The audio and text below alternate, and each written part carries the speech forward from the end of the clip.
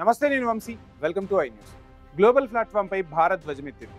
దౌత్య యుద్ధ రంగంలో పాకిస్తాన్ కు గట్టి హెచ్చరిక జారీ చేసింది.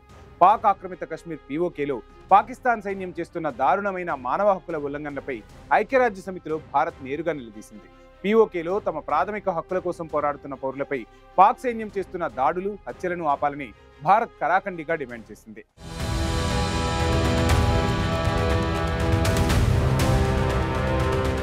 ఐక్యరాజ్య సమితి వేదికగా భారత్ తరపున ఫస్ట్ సెక్రటరీ భావికా మంగళనాథన్ పాక్ కు స్ట్రైట్ వార్నింగ్ ఇచ్చేశారు.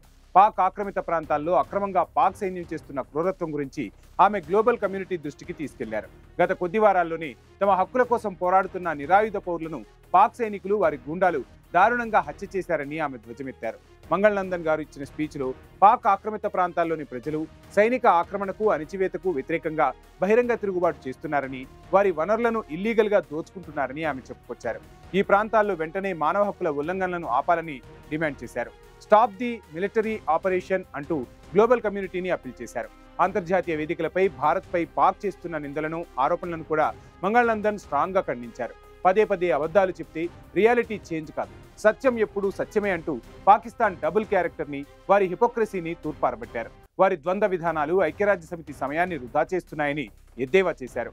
ఇండియన్ డెమోక్రసీ, ఇన్క్లూజివ్ గవర్నెన్స్ కు నిదర్శనంగా జమ్మూ కాశ్మీర్ ప్రజల ఎన్నికల భాగస్వామ్యాన్ని ఆమె ప్రస్తావించారు.